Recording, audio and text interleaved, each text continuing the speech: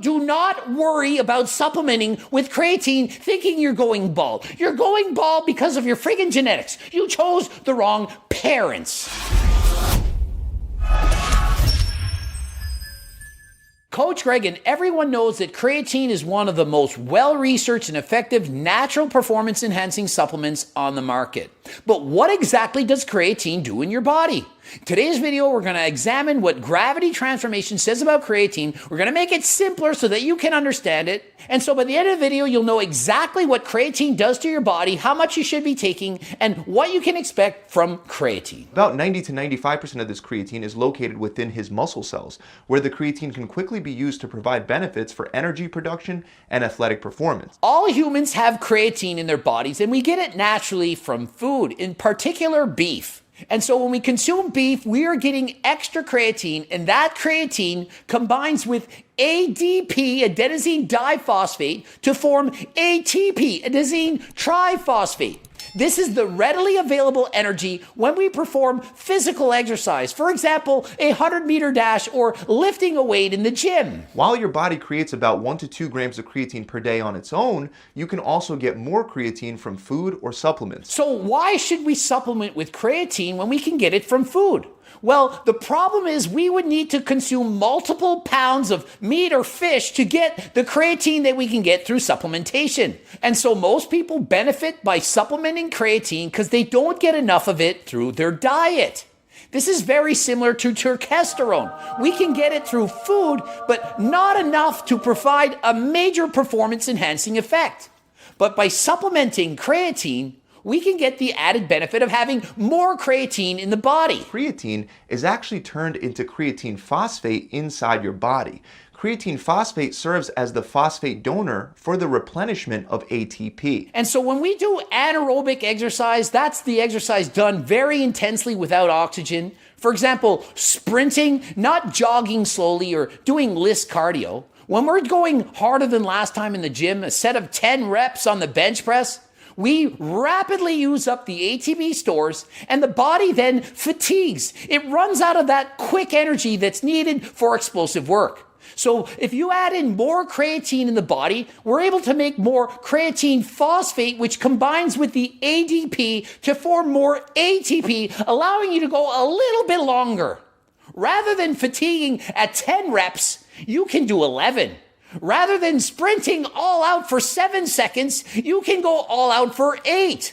That allows you to train harder than last time, which allows you to build and grow more muscle. And the benefits of creatine are well documented. It's not just people saying, oh, I think it worked, or just a placebo effect. They've actually done lots of research studies showing there is an improved performance from taking creatine. Many of them show statistically significant changes in 1 rep max strength explosive power. Some were not statistically significant, but they still showed improved performance. Just not enough to prove that they worked. And you can expect that kind of boost in exercise performance for yourself relatively quickly, especially if you use a loading phase to fill your muscle creatine stores faster. And so we know that creatine can improve performance, but how exactly do we use creatine to get this performance? Well, oftentimes they've suggested that you do a loading phase of 20 or more grams a day for a week. Although this can lead to a quicker saturation point for creatine in the muscles, it isn't necessary. If you simply take 5 grams a day for 4 weeks, you will get to the same saturation point as if you load. And considering I've been taking creatine for well over 20 years, I certainly don't think you need to load with creatine to get that performance-enhancing effect.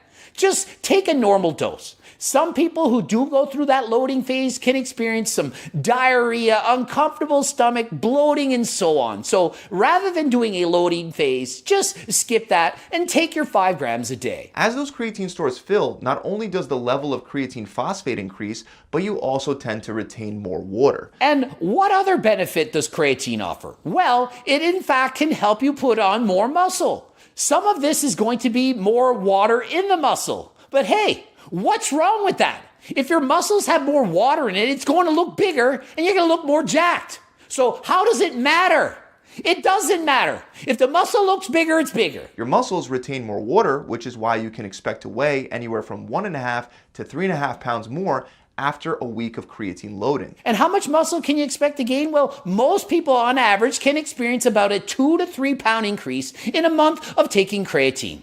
Might not sound like a lot, but 2 to 3 pounds is about the amount of muscle that many people gain in 6 months. So if you can do that in 1 month, how is that a bad thing? It becomes clear that increased cellular hydration, or in other words, increased water retention, may be one of the ways that creatine supplementation helps to stimulate muscle growth. Also, having more water within the muscle actually signals the body to build muscle at an accelerated rate. So not only are you stronger in the gym, which allows you to train harder than last time, the increased water retention within the muscle signals the body to build even more muscle. The effects of taking more creatine into your body don't just stop there. For example, most people have no idea that creatine benefits cognitive function. And the benefits of creatine, they don't end there. It's not only good for muscle building and for strength, but also for cognitive enhancement. There's actual studies that show that it can enhance your memory. The participants were vegetarian, so supplementing with creatine could have had a bigger impact on them than people that eat meat and get more creatine from their diet regularly. And so like everything, some people are going to respond more favorably to creatine than others. If you're a vegetarian, vegan, or you have some kind of a genetic condition where your body doesn't have as much creatine as someone else, and you in fact supplement with that creatine, you are going to significantly improve your performance that much more than a regular person. It's kind of like with vitamins. If you're already eating a healthy diet, getting in plenty of vitamins, and you supplement magnesium, zinc, calcium, you name it, you're probably not going to get much benefit. But if your diet sucks, you're missing out on certain micronutrients, and you take a vitamin supplement, you might make an amazing improvement. It just depends on what your body needs.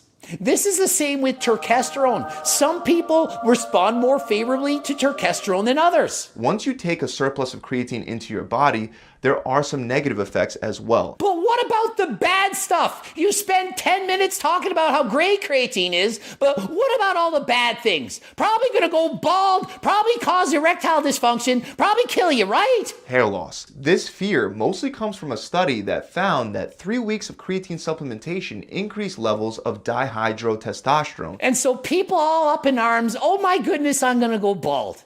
Because one study out of hundreds and thousands of different studies says, yeah, it might elevate DHT in the body, cause you to go bald.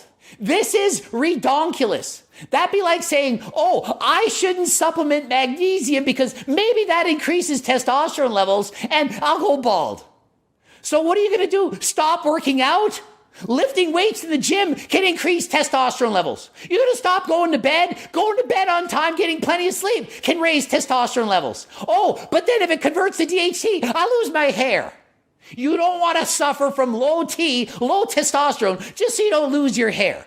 So do not worry about supplementing with creatine thinking you're going bald. You're going bald because of your friggin' genetics. You chose the wrong parents. Well, based on the current evidence, even though creatine by itself is unlikely to lead to hair loss alone, it can't be ruled out without further studies. I'm ruling it out, folks. Ruling it out for you.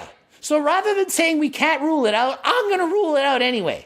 I've been taking creatine for over 20 years. Creatine is in food. Are we going to tell people we all need to go vegan, vegetarian, because we're going to go bald?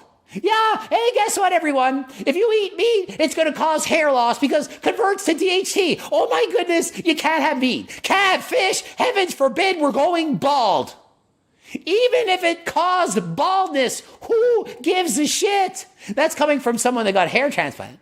But regardless, I'd shave my head bald and go bald like bald. Bald is beautiful, baby. Who freaking cares? Many studies have tested creatine's effects on testosterone, and only a small handful of them found a significant increase when 20 grams of creatine was being taken per day over the course of a week. And so most studies are saying creatine doesn't increase testosterone. It doesn't increase testosterone. If you do 1,000 studies, one's going to say it does, and we'll pick that one. If you test something enough times, you're going to have proof that it caused that.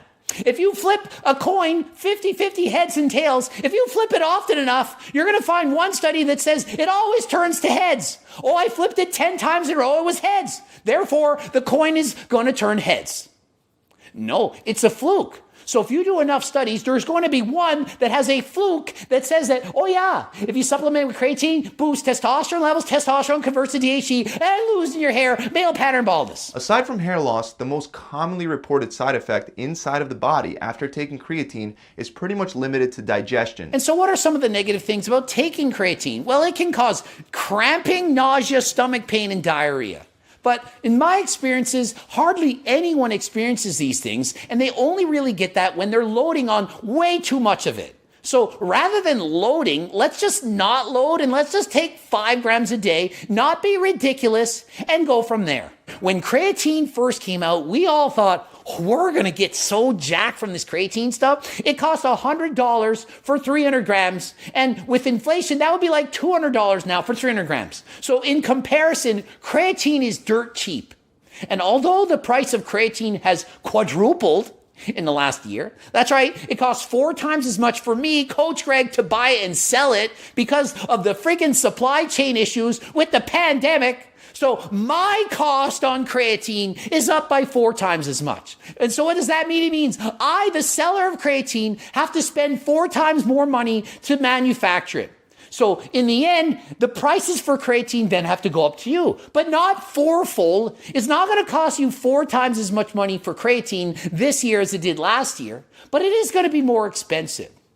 And I read a comment, someone said, oh, supplement manufacturers hate creatine because it's so cheap. That is redonkulous. Supplement manufacturers love creatine because it's so cheap. It's so cheap that everyone can afford it. And so the consumer's happy because they get a cheap product that is going to actually work. And the person selling it doesn't have to sell it for an arm and a leg to make money. So it's beneficial to everyone. It's a win-win. I win because I can sell creatine and make some money without charging you $100 or $200 for a bottle. And even after you stop taking creatine, once your muscle creatine stores are saturated, it generally takes about 4 to 6 weeks after getting off of creatine. And the beauty with creatine is it's okay to forget. You can skip days. Once your body's fully saturated with creatine, it then takes a long time, over 4 weeks, to lose it all. So if you went and you forgot about it for a couple days, that's fine. Just take it again. You are, in fact, going to get the benefits of creatine, even if you only take it 5 days a week. So if creatine is in your pre-workout and you're only taking your pre-workout on gym days 5 days a week, it's okay. You can, in fact, take 7 grams 5 days a week for 35 grams a week, rather than 5 grams 7 days a week, which is also 35 grams a week. So it's okay to skip days. And if you don't take 5 grams a day and you only take 4, it's still good. It's still 80% is good. And if you want to take more than 5 grams a day, maybe you're 300 pounds, you're huge. You can, of course, take more. Maybe take 6, 7, 10 grams a day. It's cheap enough, and if you don't have stomach issues, just take more. And so what about the timing of creatine? Well, as The Rock says, it doesn't matter. It doesn't matter! You can take it in the morning, pre-workout, intra-workout, post-workout, before bed, with food, without food. Doesn't matter. Just get it into you. Hopefully that helps. Ending it here. GregDoucette.com for coaching. GregDoucette IBB Pro. Click the bloops. Watch them. Harder than last time supplements, including creatine and terkestrone. Click the link in the description. Coaching plans, circle, diet book, cookbooks, everything. Click the link in the description. Subscribe, click the bell button, comment, till the algorithm. And until next time, I am out.